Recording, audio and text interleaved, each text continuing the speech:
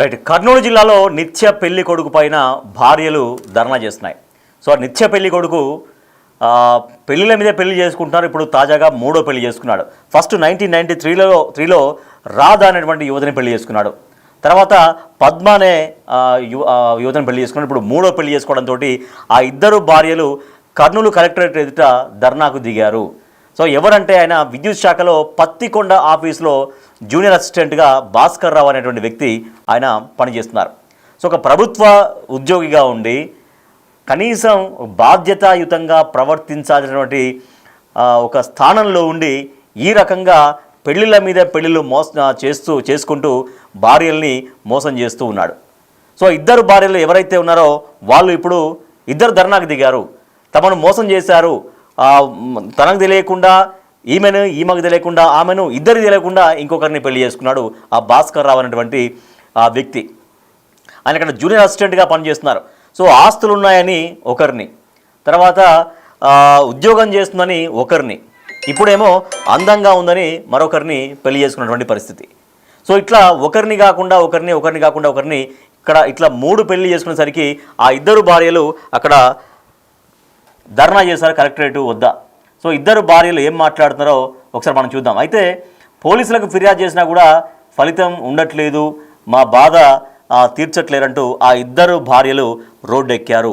మనం విజువల్స్లో చూస్తున్నాం కదా, వాళ్ళిద్దరే ఆయన భార్యలు. వాళ్ళిద్దరిని పెళ్లి చేసుకున్నాడు. అసలు ఒకరిని పెళ్లి చేసుకున్న తర్వాత మరొకరిని పెళ్లి చేసుకోవడమే ఎక్కువ అంటే ఇట్లా పెళ్లిళ్ళ మీద పెళ్లిళ్ళు చేసుకుంటూ ఆ ఇద్దరిని మోసం చేస్తున్నాడు ఆ వ్యక్తి. ఒకసారి ఆ ఇద్దరు భార్యల గోడు ఏంటో ఒకసారి మనం చూద్దాం. కరణం రాధాలక్ష్మి అండి. నా భర్త పేరు కరణం మధుభాస్కర్ రావు. ఆయన పత్తికొండలో జేఏఓగా పనిచేస్తున్నారు కరెంట్ డిపార్ట్మెంట్లో. ఇప్పుడు నన్ను కాదని చెప్పి రెండో పెళ్లి చేసుకున్నాడు, రెండో ఆమెను కాదని చెప్పి మూడో పెళ్లి కూడా చేసుకున్నాడని చెప్తున్నాడు. మాకైతే భరణం అంటూ ఏం లేదు. మాకు అతని నుంచి పరిష్కారం కావాలండి. ఇది ఎంతకాలం అని మేము 2003 నుంచి పోరాడుతున్నాం. మాకెవ్వరూ ఏం సాయం చేయలేదు. పోలీస్ డిపార్ట్మెంట్కి వెళ్ళినా కూడా చూసుకోండి అంటాడు. కోర్టుకు వెళ్తే కోర్టులో 28 సంవత్సరాల నుంచి తిరుగుతున్నాం, మాకంటూ ఎక్కడ న్యాయం జరగలేదు. ఇతను ఇప్పటికి 3 పెళ్ళిళ్ళు చేసుకున్నాడు, ఇంకెన్ని పెళ్ళిళ్ళు చేసుకుంటాడో మాకు తెలియదు. మరి ఇలాగే ఉంటే ఇంకెంతమంది జీవితాలతో ఆడుకుంటాడో తెలియదు. మాకైతే ప్రాణహాని ఉంది. అతను ఎప్పటికైనా కానీ నన్ను మా నాన్నగారిని చంపుతానని బెదబడిస్తున్నాడు. ఖచ్చితంగా మేము చచ్చిపోయినామంటే అతనే కారణం. ఎందుకంటే అతను ఇప్పుడు మూడో ఆమెకి వాళ్ళ పిల్లలకి అందరికీ మా మీద కచ్చ ఉంది. ఎస్ఆర్లో ఆమె పేరు రాస్తానంటున్నాడు. మేము ఎట్లా రాస్తారు, విడాకులు తీసుకోలేదు కదా, నాతో ఎట్లా పెళ్లి చేసుకున్నారంటే మాకు విడాకులు వస్తాయి, మా ఇంటికే వాళ్ళు విడాకుల కాగితం తీసుకొచ్చి ఇస్తారు, నేను ఖచ్చితంగా వాళ్ళకు ఒక పైసా అయ్యానని మూడో ఆమెనే మాకు ఫోన్ చేసి బెదవడిస్తుంది. ఇంకా దేవుడికే తెలియాలండి. ఎస్పీ దగ్గరికి వెళ్ళలేదు. మేము first 4th town police station, Disha police స్టేషన్లో బైగామి కేసు పెట్టినాము. వాళ్ళిద్దరిని సస్పెండ్ కూడా చేశారు, రెండో భార్యను నా భర్తని ఇద్దరిని. ఇప్పుడు మూడో ఆమెతో ఉంటున్నాడు. వాళ్ళ ఇంట్లోనే ఉండడం, తినడం, తాగడం అన్నీ చేస్తున్నాడు. మాకంటూ ఏం లేదు. అతను మా దగ్గరికి రావాలని మేము కోరుకోవట్లేదు. మాకేదో ఒకటి నా కూతురికి నాకు న్యాయం చేసేసి అతని ఇష్టం. ఇంకా ఇప్పుడు నంగా ఎన్ని పెళ్ళిళ్ళు చేసుకుంటాడో ఏమో, ఏమన్నా పెళ్ళిళ్ళు చేసుకొనియండి. వాళ్ళ ఆడవాళ్ళ దొరుకుతున్నారా ఆయనకు చేసుకుంటున్నారు. మరి మా అదృష్టం ఇట్లుంది, మేము బాధపడుతున్నాం. రేపు పొద్దున వాళ్ళు మమ్మల్ని చంపాలని చూస్తున్నారు. మాకైతే ఆ భయం అయితే ఉందండి. ఎప్పటికైనా కానీ ఆమె రెండో భార్య, నేను మొదటి భార్యని, ఆమె రెండో భార్య. ఆమెను చంపించాలని చూస్తున్నాడు. నాకైతే ఒక కూతురు ఉంది, ఆమెకు పిల్లలు కూడా లేరు. పిల్లలు కోసమని ఆమె ఎన్నో కష్టాలు పడితే ఆమెకు 3 సార్లు అబార్షన్ చేయించినాడు. ఆమెకు పిల్లలు లేరు. ఆమె ఏదో పిల్లోని తెచ్చుకొని దత్తగా పెట్టుకొని సాక్కుంటుంది. ఇప్పుడు ఆమె మీద మా మీద ఫుల్ కచ్చగట్టినారండి ఆ మూడో వాళ్ళు. ఎక్కడికి వచ్చా కానీ మమ్మల్ని చంపించాలనే చూస్తున్నారు. ఏం చేస్తారో మరి, మా చావు ఎవరి చేతిలో ఉందో తెలియదు. మాకు నా కూతురికి న్యాయం చేయాలండి. అతను చేస్తామన్న బెనిఫిట్స్ అన్నీ మాకు చేయాలి. ఖచ్చితంగా చేసేసి అతని ఇష్టం ఏమైనా చేసుకొనియండి. దాడి చేయలేదు. వేరే వాళ్ళతో, ఆఫీస్లో వాళ్ళతో చెప్తున్నారు, మేము వాళ్ళని చంపిస్తాము, మేము చంపించైనా కానీ మేము ఖచ్చితంగా ఎస్ఆర్లో నా పేరే రాపించుకొని పెన్షన్ అంతా నాకే రావాలి, ఆమెకు పెద్ద ఆమెకు రావడానికి వీలు లేదని మూడో ఆమె పగడబంది ఆఫీస్లో వాళ్ళకందరికీ చూపిస్తుందంట ఫొటోస్. నాకు పెళ్ళి అయింది చూడండి సార్, నన్ను పెళ్లి చేసుకున్నాడు, మేము లోపల అక్కడ రిజిస్టర్ ఆఫీస్కి మ్యారేజ్ చేసుకున్నాము, మా నాన్న చచ్చిపోయిన తర్వాత బయట పెడతామంటారు. మా నాన్న ఉన్నంతకాలం నేను బతుకుతాను, మా నాన్న చచ్చిపోతే మరుసటి రోజు నన్ను కూడా చంపేస్తారు. ఇప్పుడు అప్పట్లో మా నాన్న వయసు అయిపోయింది 23 సంవత్సరాలు, ఇంకా ఆయన ఎంతకాలం అని ఉంటాడు. ఆయన లేకపోతే మా జీవితం లేదు. ఏదో అందరు కలిసి మాకు సాయం చేయండి. అతను ఇంకొకరిని పెళ్లి చేసుకోకుండా సాయం చేయండి. ధర్నా నా మొగుడు పెళ్ళిళ్ళ మీద పెళ్ళిళ్ళు చేసుకుంటున్నాడు, మమ్మల్ని మోసం చేస్తున్నాడు, మా జీవితాలను ఆడుకుంటున్నాడు. ఒక గవర్నమెంట్ ఉద్యోగం అయింది, ఇన్ని పెళ్ళిళ్ళు చేసుకుంటున్నాడు, ఇంతమందితో సంబంధాలు పెట్టుకుంటున్నాడు. మాకేం న్యాయం జరగకుండా, పోలీస్ స్టేషన్ పోయినా న్యాయం జరగకుండా, ఎక్కడికి పోయినా ఏ ఊరి దగ్గరికి పోయినా కూడా మాకు న్యాయం జరగకుండా, మమ్మల్ని రౌడీలతో కొట్టిద్దాం చంపిస్తామని చెప్తున్నాడు. నా భర్త పత్తికొండలో పనిచేస్తాడు, పత్తికొండలో junior accounts officer Madhu Bhaskar Rao అతని పేరు. అతనికి 3 లక్షల జీతం వస్తుంది, అందుకు అతను అట్లా చేస్తున్నాడు. చేస్తే మరి ఆధారాలు ఏం లేవు, ఆధారాలన్నీ ఇంట్లో ఆధారాలు ఏం లేకుండా చించేస్తున్నాడు. మాకు ఏం ఆధారాలు డబ్బులతో కొంటున్నాడు, సిఐలను కొంటున్నాడు, ఎస్ఐలను కొంటున్నాడు, కానిస్టేబుల్ని కొంటున్నాడు. అందరినీ కొంటే మేము ఎంతకని ఇది చేస్తాము, యాడికని పోయినా ఎక్కడ న్యాయం జరగడం లేదు. మాకు అడాప్షన్ ఒక పిల్లోని తీసుకున్నాను నేను, ఇద్దరం కలిసి తీసుకున్నాం. అబ్బాయి పేరా శివాంశ్, నా పేరు పద్మావతి. కర్నూలుకు చెందిన మధు భాస్కర్ రావు ఏజేఓగా విధులు నిర్వహిస్తున్నారు. అయితే అతని వ్యవహారం రోజు రోజుకు నిత్య పెళ్ళికొడుకు అవతారంగా మారుతుంది. అయితే అతను ఇప్పటికే 2 భార్యలతో ఉన్నారు. ఇటీవల కాలంలో మరో భార్యను కూడా రిజిస్టర్డ్ మ్యారేజ్ చేసుకున్నారంటూ తమ మొదటి భార్య ఆరోపిస్తున్నారు. ప్రస్తుతం మనతో ఆమె ఉన్నారు, వారితో మాట్లాడదాం. అమ్మ చెప్పండి, మీకి మీ భర్త మధు భాస్కర్కు ఎప్పుడు మ్యారేజ్ జరిగింది? ఇప్పుడు ప్రజెంట్ మళ్ళీ 3వ రిజిస్టర్ మ్యారేజ్ చేసుకున్నారన్నారు. అసలు ఏం జరిగింది? నా పేరు కరణం రాధాలక్ష్మి అండి. నా భర్త పేరు కరణం మధుభాస్కర్ రావు. నాకు ఆయనకు 93లో నంద్యాలలో రామాలయంలో పెళ్ళయింది. నాకు 94లో కూతురు కలిగింది. 97 వరకు మేము చాలా బాగున్నామండి. 97 నుంచి మాకు చిన్న గొడవలు స్టార్ట్ అయ్యాయి. ఎందుకు అంటే నా భర్త కర్నూలులో రైల్వే స్టేషన్ దగ్గర పనిచేస్తూ ఉన్నాడు, కరెంట్ ఆఫీస్లో. అక్కడ అటెండర్గా పనిచేసేసి పద్మావతి అనే ఆమెతో పరిచయం ఏర్పరచుకున్నాడు. ఆమెను పెళ్లి చేసుకుంటా అన్నాడు. అదేంటయ్యా, నాకు వెనక 4 చెల్లెళ్ళు ఉన్నారు, వాళ్లకు పెళ్ళిళ్ళు చేయకుండా నువ్వు ఇప్పుడు పెళ్లి చేసుకోవడం ఏంటి, అది ఎంతవరకు కరెక్ట్ అంటే, లేదు నేను ఆమెను ప్రేమించినాను, ఆమెను పెళ్లి చేసుకుంటాను, నాకు రాసివ్వు, నీకు అంగీకారం అని రాసివ్వు అన్నాడు. నేను అన్నాను, అంగీకారము ఎట్లయితుంది, నేను రాయను అంటే, అయితే తెల్ల కాగితం మీద సంతకం పెట్టు, నేనే మ్యాటర్ అంతా రాసుకుంటాను అని అనేవాడు. నేను దానికి ఒప్పుకోక మేమిద్దరం గొడవలు పడుతుంటే 2002లో డిఎస్పీ గారి దగ్గర కౌన్సిలింగ్ జరిగింది.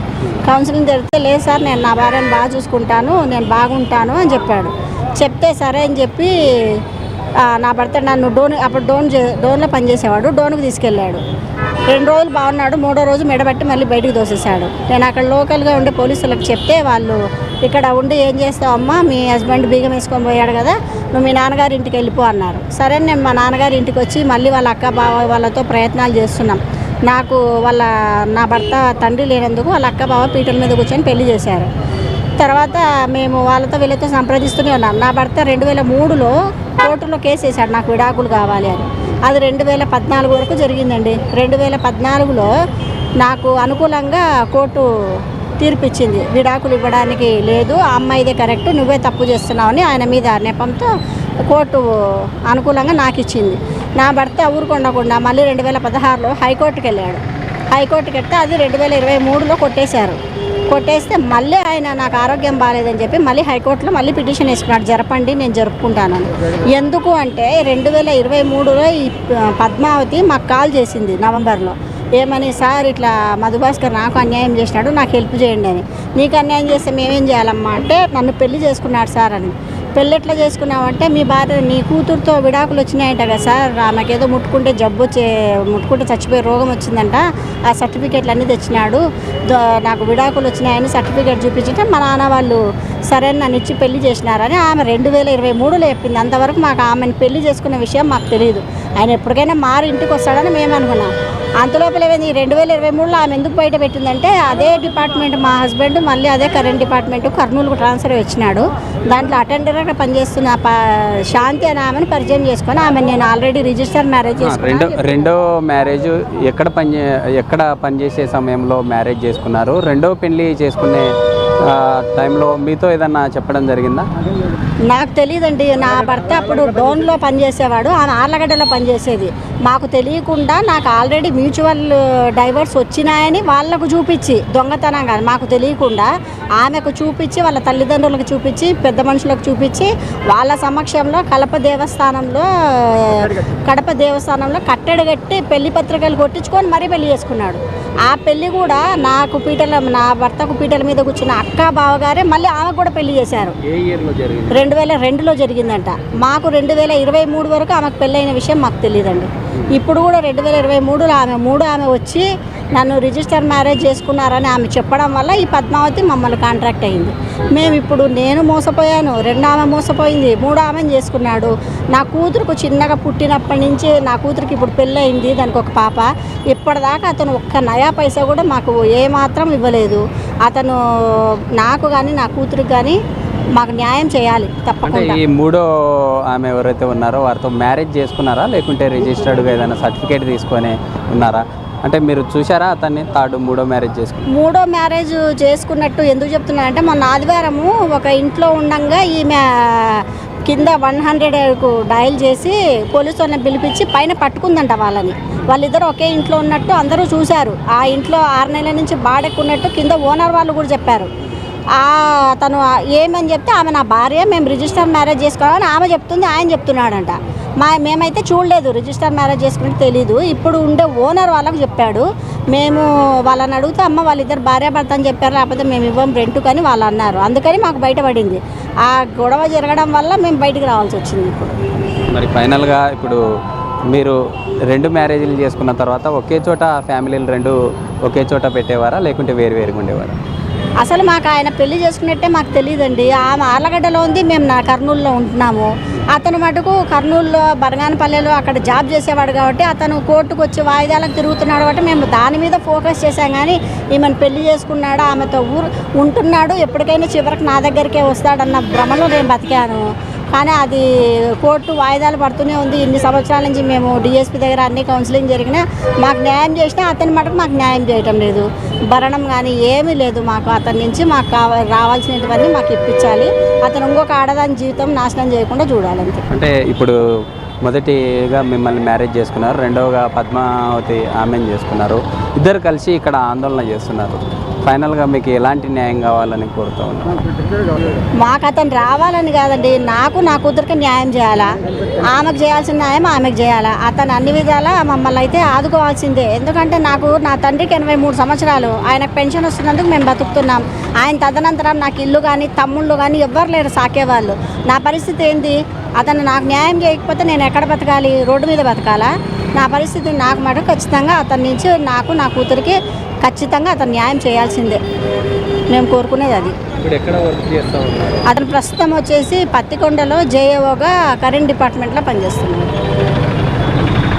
అయితే ఇది మొత్తంగా 2 పెళ్ళిళ్ళు చేసుకొని మొన్న ఇటీవల 3వ పెళ్ళి కూడా చేసుకున్నారు. అయితే చెప్పండి, మీ అల్లుడు ఇప్పటికే 2 పెళ్ళిళ్ళు చేసుకున్నారు, ఆల్రెడీ మీకు కూడా మీ దృష్టికి తీసుకొచ్చారంటున్నారు. ఈ మధ్య కాలంలో మరో నిత్య పెళ్లి కొడుకు అవతారంగా 3వ పెళ్లి కూడా చేసుకున్నారన్నారు. ఎప్పుడు పెళ్లి చేశారు? ఏం జరిగింది అసలు? నా పేరు పార్థసారథి. నేను సీనియర్ అకౌంట్స్ ఆఫీసర్ ఎలక్ట్రిసిటీలో రిటైర్ అయినాను. నాకు 5 మంది ఆడపిల్లలు. నేను కరుణం మధుదాసరావుకు నా ఇన్ఫ్లుయెన్స్ ఉపయోగించి వాడికి క్లర్క్గా ఉద్యోగం ఇప్పించి, సరే కరెంట్ డిపార్ట్మెంట్లో ప్రమోషన్స్ వస్తాయి, జీతాలు బాగా ఉంటాయన్న ఉద్దేశంతో నా అమ్మాయికి పెద్ద కూతురు నుంచి వాడికి నంద్యాలలో 93లో పెళ్లి చేశాను. పెళ్లి చేస్తే 3 సంవత్సరాలు బాగానే ఉన్నారు.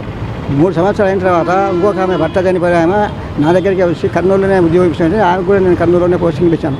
వాళ్ళిద్దరే జాయింట్ అయిపోయి ఆమెకు భర్త చనిపోయినాడు, యంగ్ వయసు అని చెప్పేసి ఆమెను ట్యాప్ చేసి ఆమెతో కాలం గడిపాడు.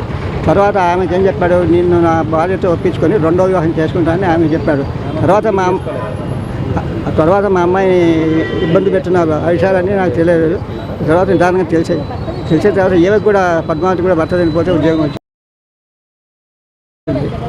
ఇంకా వాళ్ళిద్దరు కలిసి ఆ అమ్మాయిని సతాయిస్తూ ఈమె డోన్లో ఉన్నప్పుడు కూడాను ఎప్పుడు ఇబ్బంది పెట్టేవాడు.